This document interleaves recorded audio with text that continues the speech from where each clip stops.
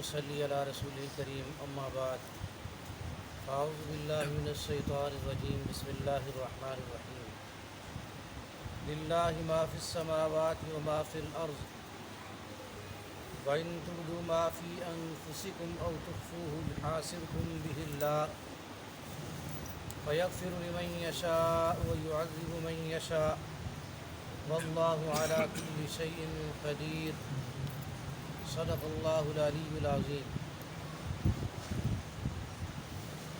سورۃ البقرہ آیت نمبر 284۔ سورۃ البقرہ کا یہ آخری حصہ ہے، اور اللہ تبارک و تعالی نے سورۃ البقرہ کے آخر میں ایسا خزانہ نصیب فرمایا ہے ایمان والوں کو کہ جو خزانہ کسی امت کو نہیں دیا گیا۔ نبی علیہ الصلوۃ والتسلیم نے ارشاد فرمایا کہ یہ جو آیتیں ہیں سورۃ البقرہ کی آخری آیتیں، یہ عرش کے خزانے میں سے ہیں، اور ایک روایت میں آتا ہے کہ یہ جنت کے خزانے میں سے ہیں۔ اور یہ للہ ما فی السماوات، یہاں سے لے کر آخر تک یہ 3 آیتیں بنتی ہیں، اور جو 2 آیتیں ہیں آمن الرسول سے آخر تک 2 آیتیں، ان کے بارے میں آتا ہے کہ جو شخص عشاء کی نماز کے بعد یہ 2 آیتیں تلاوت کرتا ہے تو اسے قیام اللیل کا ثواب ملتا ہے، یعنی تہجد کی نماز پڑھنے کا ثواب اسے ملتا ہے کہ اس نے ساری رات تہجد پڑھی ہے، اتنا بڑا ثواب ملتا ہے۔ تو بڑا ہی پھر وہ غافل شخص ہے کہ جو اتنے بڑے خزانے کو چھوڑ دے، ان آیتوں کو یاد نہ کرے۔ فرمایا کہ اپنی عورتوں کو بھی یاد کرواؤ، اپنے بچوں کو بھی یاد کرواؤ، اور ہر رات عشاء کی نماز کے بعد وہ یہ پڑھ کے سویا کرے۔ اور اس سمیت سورۃ البقرہ کی شروع والی آیتیں اور درمیان میں آیت الکرسی، یہ ٹوٹل 10 آیات کی علیحدہ فضیلت آتی ہے، جو میں نے عرض کی تھی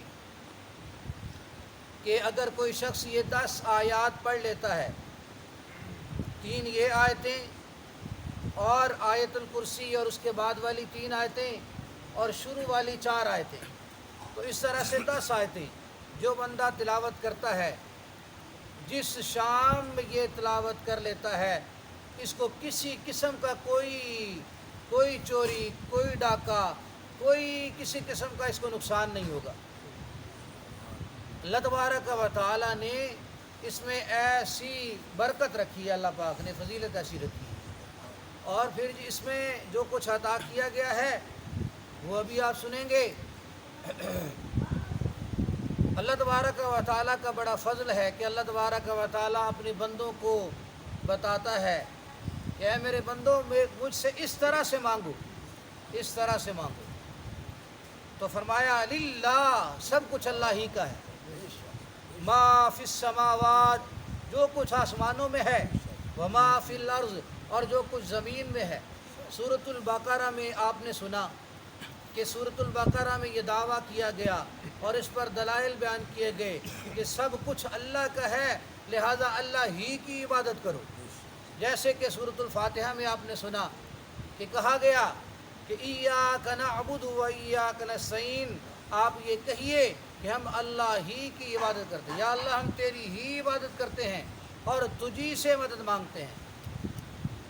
تو اسی کو سورۃ البقرہ میں ثابت کیا گیا، اور باقی سورتوں میں اسی طرح سے مسئلہ، چونکہ پورے قرآن کا جو مسئلہ ہے، اصل مسئلہ، اصل عنوان وہ دعویٰ توحید ہے، مسئلہ توحید ہے، لہذا فرمایا گیا کہ کسی کے ملک میں کچھ نہیں، صرف اللہ کی ذات ہے جس کے ملک میں سب کچھ ہے۔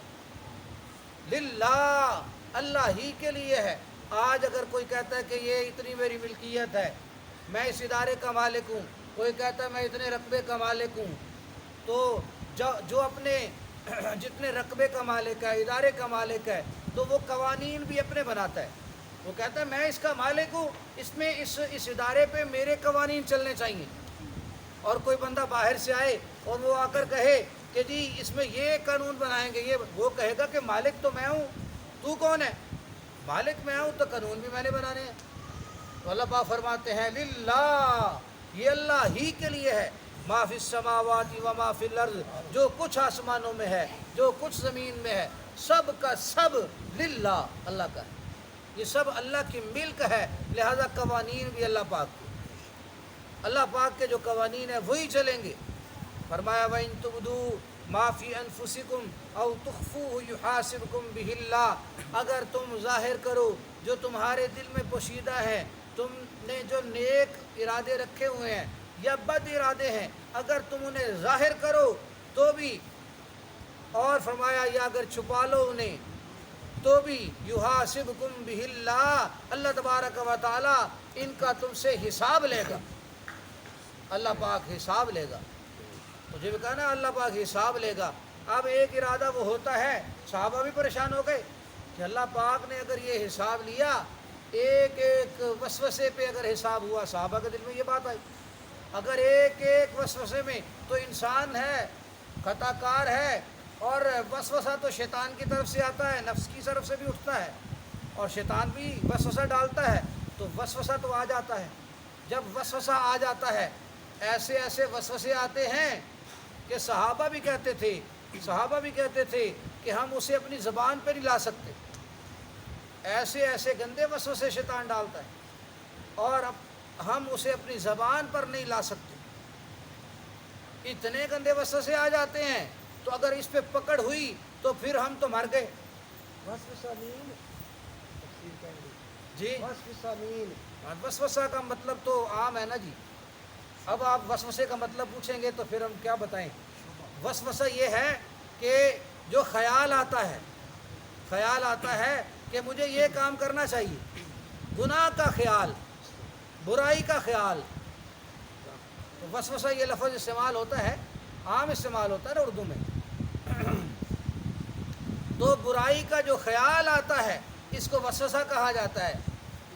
اور اس پہ بھی اگر پکڑ آئے تو بندہ تو پھر کہیں کا نہ رہا. اب اس میں سمجھیے، اس بات کو سمجھیے کہ ایک ہے وسوسہ آیا اور بندے نے اس برائی پہ عمل نہیں کیا، اس نے عملاً اس کو اپنایا نہیں ہے، تو اس پہ کوئی پکڑ نہیں ہے. اور یہ شیطان نے جب وسوسہ ڈالا، اب یہ شیطان کے پیچھے نہیں چل پڑا، نہیں، بلکہ یہ نیکی کی طرف گامزن ہو گیا. اور ایک یہ ہے کہ وَلَٰكِن مَّا تَعَمَّدَتْ قُلُوبُكُمْ، جو تمہارے دلوں نے پکے ارادے کر لیے ہیں، یہ ان پہ پکڑ ہوگی. ایک بندہ جو ہے نا وہ چوری کا ارادہ کر کے پکا جو ہے نا ارادہ بناتا ہے، پلاننگ کرتا ہے، چوری کے ارادے سے پھر نکلتا ہے تو آگے چوری کر نہیں سکتا. تو جو یہ اس نے پکا ارادہ کیا، جو اس نے پلاننگ کی اور جو یہ چلا ہے اس رستے پہ، تو کیا اس کا گناہ نہیں ہوگا؟ اس کا گناہ ہوگا، اس کا حساب اسے دینا پڑے گا. تو یہ ہے پکا ارادہ، برائی کا پکا ارادہ جب جما لیتا ہے دل میں تو پھر اس پہ پوچھ ہوگی.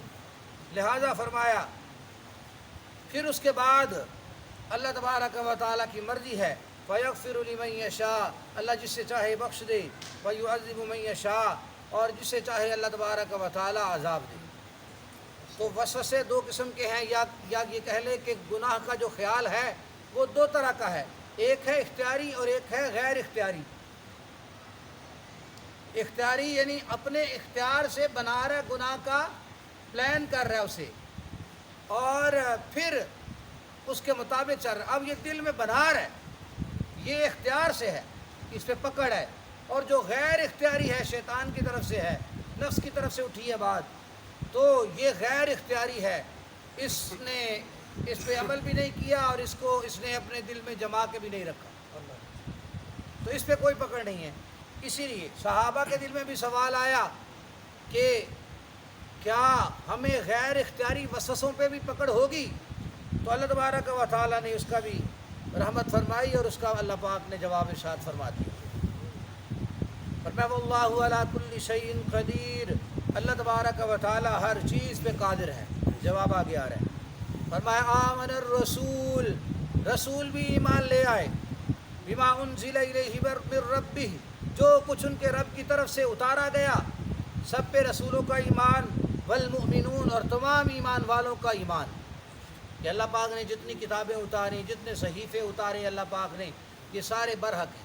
بعد میں کتابوں میں انہوں نے اپنی طرف سے من گھڑت باتیں جو ہے داخل کر دیں، وہ علیحدہ چیز ہے، اس پہ ایمان نہیں ہے۔ ایمان اس پہ ہے جو اللہ کی طرف سے نازل ہوا۔ فرمایا کل آمن باللہ، سب کے سب ایمان لائے اللہ پر، کہ اللہ پاک اکیلا ہے، وہی شہنشاہ ہے اور وہ حساب لے گا۔ یہ کائنات کا نظام اس نے اسی لیے چلایا ہے، آزمائش ہے، اپنی ذات و صفات میں اکیلا ہے۔ وملائکتہ، اس کے فرشتوں پہ ایمان، کہ اس کے فرشتے اس کی لا یعصون اللہ ما امرہم، اللہ پاک جو انہیں حکم دیتا ہے وہ اس کی نافرمانی نہیں کرتے، ان میں نافرمانی کا مادہ ہے ہی نہیں۔ فرشتے وہ اللہ پاک کی مخلوق ہے، تو فرشتوں پہ ایمان، وکتبہ، اللہ کی کتابوں پہ ایمان، ورسلہ، اللہ کے رسولوں پہ ایمان، جتنے پیغمبر آئے عظیم الشان پیغمبر تھے، اور تلک الرسول فضلنا بعضهم علی بعض، بعض کو بعض پر فضیلت دی، لیکن کسی پیغمبر کا ہم انکار نہیں کرتے، لا نفرق بین احد من رسولی، کسی پیغمبر کا ہم انکار نہیں کرتے، ہم فرق نہیں کرتے، یعنی انکار نہیں کرتے، ایسا نہیں ہے۔ اب درجات میں تو فرق ہے، اولو العزم پیغمبر 5 پیغمبر اولو العزم پیغمبر ہیں، اور پھر امام الانبیاء محمد الرسول اللہ صلی اللہ علیہ وسلم، تمام پیغمبروں سے ان کی شان اعلیٰ ہے، تمام رسولوں سے ان کی شان اعلیٰ ہے، تو درجات میں تو فرق ہے۔ پھر ہر کسی کا جو امتیازی جو وصف ہوتے ہیں، امتیازی خصوصیات ہیں، ان میں بھی فرق ہے۔ جیسے موسیٰ علیہ الصلوۃ والتسلیم کلیم اللہ ہیں، آدم علیہ الصلوۃ والتسلیم کی جو اللہ پاک سے کلام ہوا، ہم کلامی ہوئی، وہ جنت میں ہوئی۔ نبی علیہ الصلوۃ والتسلیم کا بھی جو کلام ہوا وہ معراج میں ہوا۔ دنیا پہ جو کلام کیا ہے صرف موسیٰ علیہ السلام نے کیا۔ تو انفرادی خصوصیات وہ تو سب کی ہوتی ہیں، لیکن جو مجموعی حیثیت سے جو بڑا مقام ہے وہ محمد الرسول اللہ صلی اللہ علیہ وسلم کا ہے۔ تو فرق تو مراتب میں، درجات میں، فضائل میں فرق ہوتا ہے۔ لا نفرق، ہم فرق نہیں کرتے، کس میں؟ یعنی کہ ہم ایک کو مانیں، دوسرے پیغمبر کی تنقیص کریں اور نہ مانیں، ان کی شان میں گستاخی کریں معاذ اللہ، جیسے عیسائیوں نے کیا، عیسیٰ علیہ الصلوۃ والتسلیم کو خدا بنا دیے معاذ اللہ، اور باقی پیغمبروں کی محمد الرسول اللہ صلی اللہ علیہ وسلم کو نہیں مانا انہوں نے۔ یہودیوں نے عزیر علیہ الصلوۃ والتسلیم کو خدا بنا دیا، اور عیسیٰ علیہ الصلوۃ والتسلیم کو معاذ اللہ ثم معاذ اللہ ولد الزنا کہا۔ تو یہ ہے، فرمایا لا نفرق بین احد منہم من رسلی، ہم اللہ کے رسولوں میں ایسا کوئی فرق نہیں کرتے۔ وقالو، اور کیا کہتے ہیں ایمان والے، کیا کہتے ہیں؟ سمعنا واطعنا، ہم نے سنا اور ہم نے مان لیا، ہم نے اطاعت کی۔ ایمان والے تو ایسے کرتے ہیں کہ اللہ پاک کا حکم سنا اور اطاعت کی۔ فرمایا غفرانک، اب یہ ہم یہ کہتے ہیں، اور ایمان والو تم یہ کہو، غفرانک، اے اللہ ہم تجھ سے بخشش طلب کرتے ہیں، یا اللہ ہم توبہ کرتے ہیں، یا اللہ تیری طرف سے ہم بخشش طلب کرتے ہیں۔ ربنا، اے ہمارے پروردگار، وإلیک المصیر، تیری طرف ہی لوٹنا ہے، ہم نے حساب دینا ہے، تیری طرف لوٹ کے آنا ہے۔ لا یکلف اللہ نفسا الا وسعها، اللہ تبارک و تعالیٰ کسی کی طاقت سے بڑھ کر اس کو مکلف نہیں بناتا، بوجھ اتنا ڈالتا ہے اللہ پاک جتنی طاقت ہو، اٹھانے کی طاقت جتنی ہوگی اللہ تبارک و تعالیٰ اتنا ہی بوجھ ڈالتے ہیں۔ لہذا جب غیر اختیاری جو وسوسے ہیں، جو شیطان ڈالتا ہے وسوسے، تمہارا ان پہ اختیار ہی نہیں ہے، تمہاری اس کو جو ہے نا اس سے بچنے کی طاقت ہی نہیں ہے، تو اللہ پاک کیوں پکڑیں گے؟ اللہ پاک نہیں پکڑیں گے، کیونکہ اللہ پاک کسی کی طاقت سے بڑھ کر اس کو مکلف نہیں بناتا۔ اس لیے فرمایا لہا ما کسبت وعلیہا ما اکتسبت، انہوں نے جو کمایا وہ انہی کے لیے ہے اور ان کے اوپر ہے جو انہوں نے کمایا۔ یعنی جو شخص اپنی طاقت کے موافق جو عمل کرتا ہے اور اس کا بوجھ اسی پہ ہے۔ اسی کے حساب سے اس کو حساب کتاب دینا پڑے گا۔ لہذا اب تم یہ ایمان والو تم یہ دعائیں مانگو، اللہ پاک نے تمہارے لیے خاص عنایت کی، تمہارے لیے تمہارے اوپر خاص مہربانی اللہ پاک نے کی، فضل فرمایا کہ تمہیں اللہ پاک نے طریقہ بتا دیا کہ تم نے مانگنا کیا ہے۔ فرمایا یہ مانگو، ربنا لا تؤاخذنا، اے ہمارے پروردگار ہمیں پکڑنا نہیں، لا تؤاخذنا ہمیں پکڑنا نہیں، ان نسینا اگر ہم بھول جائیں، یعنی نافرمانی کر بیٹھے بھول ہو جائے، او اخطأنا یا ہم خطا کر بیٹھیں کہ ہمارا نفس ہمارے اوپر حاوی ہو جائے اور ہم جانتے بوجھتے ہوئے غلطی کریں، تو یا اللہ ہم تو انسان ہیں، یا اللہ تو مہربان ہے، یا اللہ لا تؤاخذنا تو ہمیں پکڑنا نہیں۔ فرمایا ربنا ولا تحمل علینا اصرا، اے ہمارے پروردگار ہمارے اوپر ایسا بوجھ نہ ڈالنا، کما حملتہ علی الذین من قبلنا، جیسے ہم سے پہلے جو لوگ تھے ان پر ڈالا گیا۔ کپڑا ناپاک ہو گیا، اب کیا ہے، اب اس کو کاٹ دو، اس کو کاٹ دو، یہ بنی اسرائیل کا یہ حکم تھا۔ کپڑا ناپاک ہو گیا، اس کو جلا دو، اب یہ پاک نہیں ہونے والا۔ کیسی آسانی فرمائی امت محمدیہ علی صاحبہ الصلاۃ والتحیہ، ان کے لیے کہ اس کو آپ ٹوٹی کے نیچے کریں، ایسے پاک ہو گیا بس۔ کیسی اللہ پاک نے آسانی فرمائی، کیسی آسانی،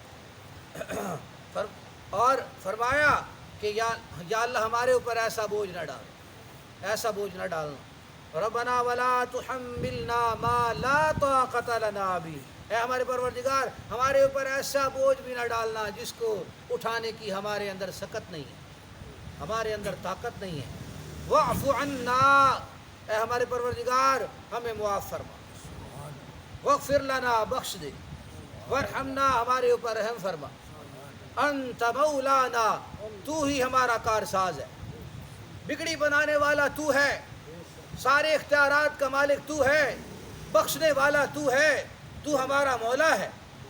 فانصرنا، لہذا تو ہی ہماری مدد فرما، علی القوم الکافرین، کافر قوم پر۔ آخر پہ پھر کافر قوم کا ذکر کیا کہ شروع میں ایاک نعبد و ایاک نستعین کہا، اور شروع میں یہ کہا کہ اہدنا الصراط المستقیم صراط الذین انعمت علیہم غیر المغضوب علیہم ولا الضالین، ہم گمراہ قوم میں سے نہیں ہونا چاہتے۔ اور یہاں کہا کہ اب ہم ہدایت کے علمبردار بن گئے، ہمیں سورۃ البقرہ سمجھ آ گئی، لہٰذا ہم سورۃ البقرہ کا درس دیں گے اور سورۃ البقرہ پہ عمل کریں گے، آگے بھی سمجھائیں گے۔ یا اللہ کافر قوم کے خلاف تو ہماری مدد فرما۔ اب کافروں نے اپنی محنت جاری رکھی ہوئی ہے، کافر اپنی شیطان اپنی محنت کر رہا ہے، یا اللہ تو ہماری مدد فرما، ہم اپنی محنت کریں۔ سورۃ البقرہ کی 286 آیات ہیں، 286۔ اب 2 8 6 ایسے لکھ لیتے ہیں، 2 8 6۔ اب اس کو دیکھیں، آخری جو ہے 6 کو رہنے دیں تو یہ 28 بنتا ہے، 28۔ تو اس میں یہ اشارہ ہے کہ پورے قرآن میں 28 صورتیں مدنی صورتیں ہیں۔ یہ سورۃ البقرہ بھی مدنی صورت ہے، مدنی صورت ہے، اور 28 صورتیں مدنی صورتیں ہیں، اور پھر 2 پہ ہاتھ رکھیں تو باقی 86 نظر آ رہا ہے۔ تو اشارہ یہ ہے کہ قرآن پاک میں 86 مکی صورتیں ہیں، اور 86 اور 28 اس کو جمع کریں تو کل کیا بنتا ہے؟